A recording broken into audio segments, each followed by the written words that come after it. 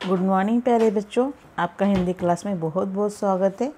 आज हम ऐसे गुरु और शिष्य की कहानी सुनते हैं कि आपको भी लगेगा कि गुरु और शिष्य का इसी तरह से रिश्ता होना चाहिए। तो ये कहानी जो है वो जो है रजा साहब की कहानी है और सुजाता बजाज उनकी एक शिष्य है। वो खुद लिख रहे हैं। किसकी कहानी? रजा साहब, इनकी कहानी है। कौन लिखे? सुजाता बजाज। अभी ये क्या लिखते हैं इससे पहले हम परिचय उनका समझा लें, मतलब लेखक का परिचय। तो लेखक का परिचय जो है वो जन्म उनका 1958 में जयपुर राजस्थान में हुआ है। सुजाता बजाज जी एक प्रसिद्ध चित्रकार है। कौन है? चित्रकार। आजकल वो आप पेरिस में रहती, वो हमारे भारत में नहीं पेरिस में रहती। आपके चित्र एवं मूर्ति कला भारतीय रंग में डूबी हुई रहती है। आपके चित्रों एवं मूर्तियों पर प्राचीन संस्कृति एवं कला की छाप दिखाई पड़ती है। ये जो है साहित्यकार नहीं, एक चित्रकार है, मूर्तिकार है और उन्होंने अपने शिष्य की यादें जो है इस पाठ में बताई है। तो इसके लिए उनकी चित्रकारी के बारे में उनका परिचय में लिखा हुआ है।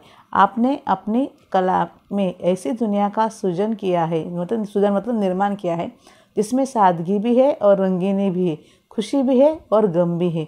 बहुत अच्छी कहानी है, रोचक कहानी है, आपका भी दिल को छू लेगी। इस तरह से ये कहानी है।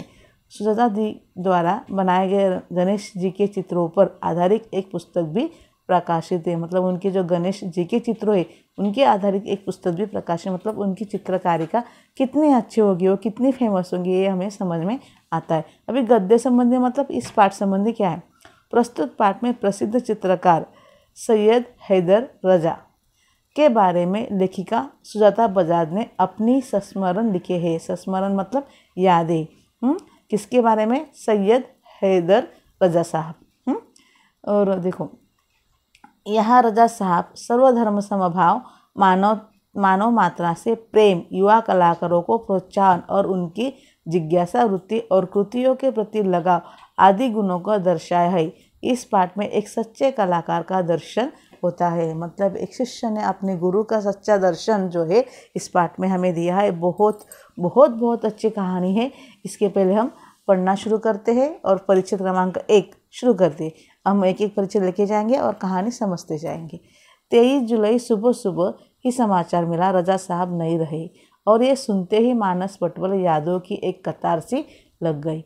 मतलब 23 जुलाई को सुबह सुबह सुजाता बजाज जी है, उनको सुनाई दिया कि रजा साहब जो उनके गुरु थे उनका देहांत हो चुका है। जैसे उनको खबर मिली तो उनके मन में उनके प्रति जो यादें हैं वो सामने एक एक करके कतार से, मतलब एकदम एक साथ लाइन लगा के आई थी और वही जो यादें हैं उनको उन्होंने इस पाठ में पिरोया हुआ है। तो हम देखते हैं।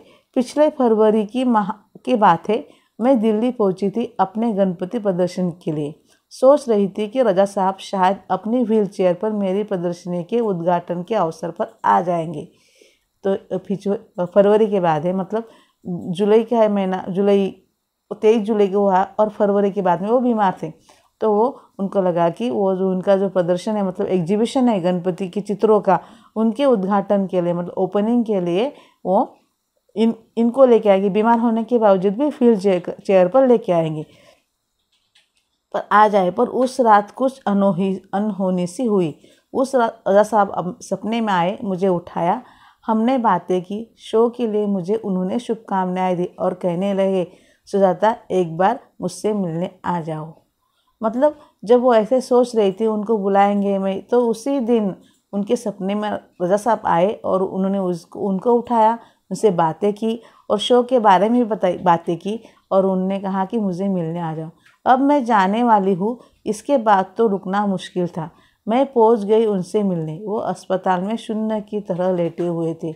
मैंने उनके हाथों को छुआ, सिर्फ सांस चल रही थी। अलविदा कहकर लौट आए। तो वो सपना देखने के बाद जो सुजाता बजाज जी थी वो थोड़ा सा घबरा गए, उनको तुरंत मिलने चली गई। तो वो जब अस्पताल में गई तो उन्हें देखा कि रजा साहब एक शून्य की तरफ, मतलब जैसे कि कोई आदमी कोमा में चले जाए तो उसको कोई शुद्ध नहीं रहती, तो उस तरह से वो सोए हुए थे और उन्होंने सिर्फ हाथ को हाथ लगाया तो उनकी सांसें चल रही थी और कुछ कह नहीं पा रहे थे। तो उस समय से मतलब उनको भी देख के बुरा लगा। फिर क्या करते, वो सिर्फ अलविदा कहकर मतलब बाय कर उनको लौट आए। राजा साहब अभी कैसे मिले उनके साथ ये देखते। राजा साहब अपने धर्म के साथ साथ उतने ही हिंदू और ईसाई को भी थे। हिंदू तो थे ही, नाम से तो हो हमें मुस्लिम लगते हैं। हैदर रजा सैयद साहब है ना उनका नाम, क्या नाम है, सैयद हैदर रजा साहब। तो फिर भी लेकिन वो हिंदू और ईसाई भी थे। उनके स्टूडियो में गणपति की मूर्ति, क्रॉस, बाइबल, गीता, कुरान, उनकी माँ की एक फ़ोटो, गांधी जी की आत्मकथा और भारत से लाई हुई मोगरे की कुछ सूखी मालाएं सब एक साथ रखा था। जैसे कि हमारे घर में मंदिर होता है तो मंदिर में बहुत सारे देवी मूर्तियाँ होती है, तो उनके मंदिर में, उनके स्टूडियो में सब थे। मतलब बाइबल भी थी, कुरान भी था, गीता भी थी, क्रॉस भी थी। मतलब वो सब धर्म को माना करते थे। उनके लिए कोई एक स्पेशल धर्म नहीं था। और उनके माँ के फ़ोटो के साथ गांधी जी की आत्मकथा का पुस्तक भी था और कुछ मोगरे की सूखी मालाएं थे। और वो गणेश भी को भी पूछते थे और रविवार के सुबह चर्च भी जाते थे। यहाँ तक पहला पैसेज हुआ था। तो उसके प्रश्न उत्तर हम देख लेते हैं। ओके, तो पहला प्रश्न के लिए हम वर्कबुक खोलेंगे और पेज नंबर है उसका 43 हमने अब भी उसका क्या देखा है, पैसेज देखा है। तो उसका हम क्या करेंगे, ये पैसेज के प्रश्न उत्तर देखेंगे। यहाँ पे पहला क्वेश्चन है, संजाल पूर्ण कीजिए। रजा साहब ने लेखिका को अपने सपने में आकर, ये सारे जो है ये जो पॉइंट्स है वो हमें किताब में हाईलाइट किए। उन्होंने उठाया, उनसे बातें की, उन्हें शो के लिए शुभकामनाएं दें, उनसे कहा एक बार मुझसे मिलने आ जाओ, अब मैं जाने वाला हूँ। ओके, उसके बाद आकृति नंबर 2, आकृति पूर्ण कीजिए। आकृति पूर्ण कीजिए तो आपको ये भी लिखना है, ये भी लिखना है। ओके, रजा साहब इनको भी पूछते थे, गणेश जी को पूछते थे। वे हर रविवार सुबह वहाँ भी जाते थे चर्च में। उससे के साथ दूसरा जो है, दूसरा क्वेश्चन, रजा साहब के स्टूडियो में पवित्र धार्मिक वस्तुएं, गणेश की मूर्ति, क्रॉस, बाइबल, कुरान, गांधी जी की आत्मकथा। तो नेक्स्ट पेज पे हम जाएंगे। नेक्स्ट पेज पे जो है व्याकरण कृति है इसी परिच्छेद की। शब्द संपदा, निम्नलिखित शब्दों के विलोम शब्द लिखिए। रात, दिन, मुश्किल, आसान, सुबह, शाम, धर्म, अधर्म। निम्नलिखित शब्दों के वचन बदलकर लिखिए। बात, बातें, सपने, सपना, मालाएं, माला, सास, सासे। अभी सोमत अभिव्यक्ति, सर्वधर्म समभाव, मतलब सभी धर्मों को मानना, कोई भी धर्म बड़ा या कम नहीं समझना है। सभी धर्मों की अगर असल में देखा जाए तो सबसे बड़ा धर्म जो है इंसानियत है, सबसे अच्छा धर्म इंसानियत है। लेकिन हम अपने अपने धर्मों को मानते हैं। अपने अपने धर्मों को जब मानते हैं तो कोई किसी और धर्म को हम कम ना समझे, या फिर किसी और धर्म को अगर मानते हैं तो हम अपने धर्म को कम ना समझे, सभी धर्मों को हम अपने एक जैसा ही समझे। क्योंकि सभी धर्मों की सीख जो है एक ही जैसी होती है। सभी धर्म एक समान है क्योंकि सभी धर्मों की सीख एक जैसी है। अपना धर्म सबको प्रिय होता है। हमें अपने धर्म के साथ साथ सभी धर्मों का सम्मान करना चाहिए। हम सभी धर्मों के प्रति समभाव रखना चाहिए। हमें सभी धर्मों के प्रति समभाव रखना चाहिए। ऐसा करने से अपने धर्म के प्रति उदासीनता नहीं उत्पन्न होती, बल्कि अपने धर्म के प्रति हमारा प्रेम अंध प्रेम न होकर ज्ञानमय हो जाता है। बचपन से ही बालक को केवल अपने धर्म की शिक्षा मिलती घर से। अगर हिंदू बच्चा है तो उसको हिंदू धर्म की शिक्षा मिलेगी, और मुस्लिम बच्चा है तो उसको मुस्लिम ही शिक्षा मिलेगी। उसे यही बताया जाता है कि उसका धर्म अन्य धर्मों से श्रेष्ठ है। सभी धर्मों में अच्छी बातें कही गई है। सभी धर्मों का सार और मूल सिद्धांत एक ही बात है। गीता, कुरान दोनों में एक ही परम पिता को ढूंढा जाता है, मतलब भगवान को ढूंढा जाता है। बाइबल और गुरु ग्रंथ साहिब दोनों में उसी ईश्वर को ढूंढा जा सकता है जो समस्त जीवों पर दया करने वाला है। दुनिया अल्लाह ने ही बनाई है, भगवान में ही बनाई है। हम सब ऐसा ही कहते हैं। तो ये हमारा परिचय हुआ। हम देते दूसरा परिचय, उसी पेज पे है। परिचय पेज क्रमांक 16, परिचय क्रमांक 2। दो परिचय में ले रही हूँ। एक ही दिन जहांगीर आर्ट गैलरी में प्रदर्शनी देखते हुए, मतलब हमने देखा कि क्या उनकी पहली मुलाकात कैसी हुई, वो उसके बारे में बता रहे हैं। एक दिन जहांगीर आर्ट गैलरी में प्रदर्शनी देखते हुए किसी ने, अरे ये तो एच रजा है, सैयद हैदर रजा, SH रजा है।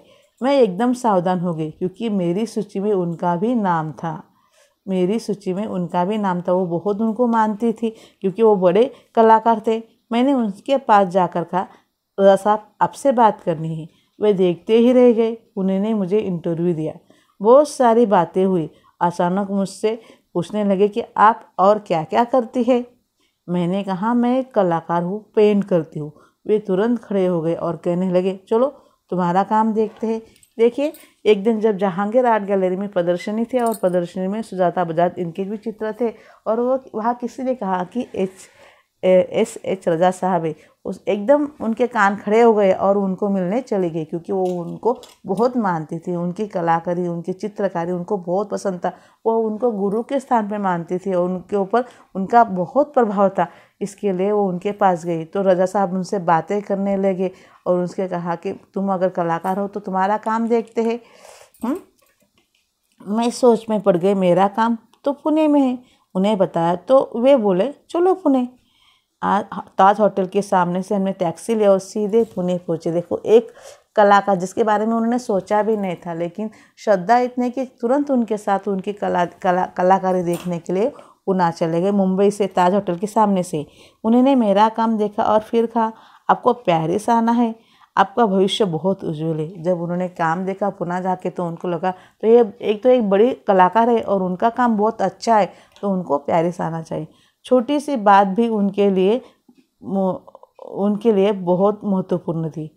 मतलब कलाकार जो होता है ना, क्यों कलाकार होता है, चित्र तो सभी निकाल सकते हैं, लेकिन कलाकारों को ही हम सम्मान क्यों देते हैं, क्योंकि उनके कलाओं में परफेक्शन होता है। उनकी कला सीधे हमारे दिल को छू जाती है। तो ऐसे मतलब परफेक्शन के लिए बहुत छोटी छोटी बातों का ख्याल रखना पड़ता है। तो इसके लिए उनकी छोटी छोटी बातें भी उनके लिए महत्वपूर्ण हुआ करती थी। बड़ी तन्मयता मतलब एकाग्रता और लगन के साथ करते थे सब कुछ। पेंटिंग बिकने के बाद पैकिंग में भी उनकी रुचि होती थी। पेंट बना दिया और नौकरों से कह दिया कि आप पैकिंग करो, ऐसा नहीं था, वो खुद पैकिंग करते थे। कोई इस काम में मदद करना चाहे तो वो मना कर देते थे, किसी को भी हाथ नहीं लगाने देते थे। बड़ी करीने से, तरीके से, धैर्य के साथ वो पेंटिंग करते और कहते थे, लड़की ससुराल जा रही है, उसे संभाल कर भेजना है। देखो क्या कहते हैं वो, लड़की ससुराल आती है। जैसे जिस तरह माता पिता अपनी लड़की को बहुत संभाल कर देते हैं, उसी तरह से लड़की ससुराल जा रही है तो उनको संभाल कर भेजना है। यहाँ तक हमारा जो है दूसरा पैसेज खत्म हुआ है, तो उसके हम अभी प्रश्न उत्तर देख लेते हैं। तो पेज नंबर 44 पे उसका सेकंड जाता है।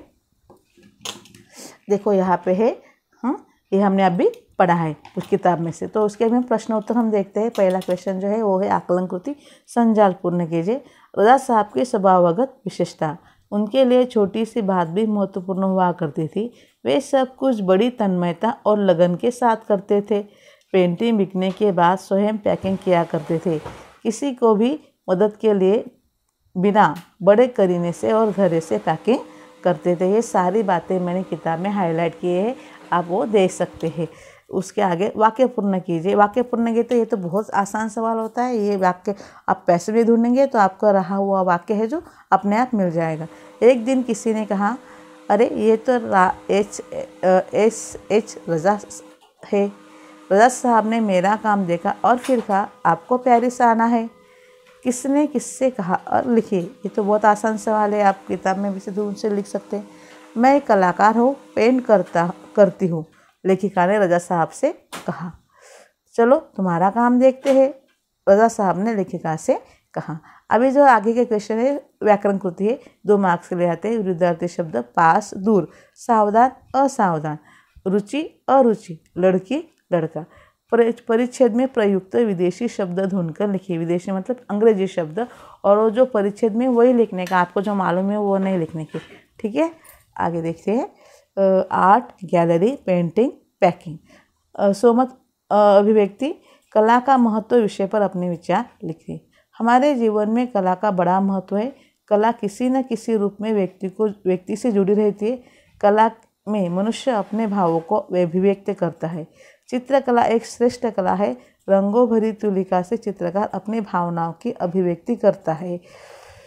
अपने भावों की रंगों के माध्यम से ऐसी अभिव्यक्ति करता है कि उसे देखने वाला भी वही भाव उत्पन्न हो जाए। अगर कोई चित्र देख रहा है, और चित्रकार क्या होती है, जो इंसान होते हैं जिसके मन में जो भाव है वो अपने भाव चित्र के माध्यम से अपने कैनवास पे उतरता है, और उसे और लोग देखते हैं उनके मन में भी वही भाव निर्माण होता है। मतलब एक ड्राइंग जो होती है 10,000 शब्दों का काम करती है, कहा जाता है ना।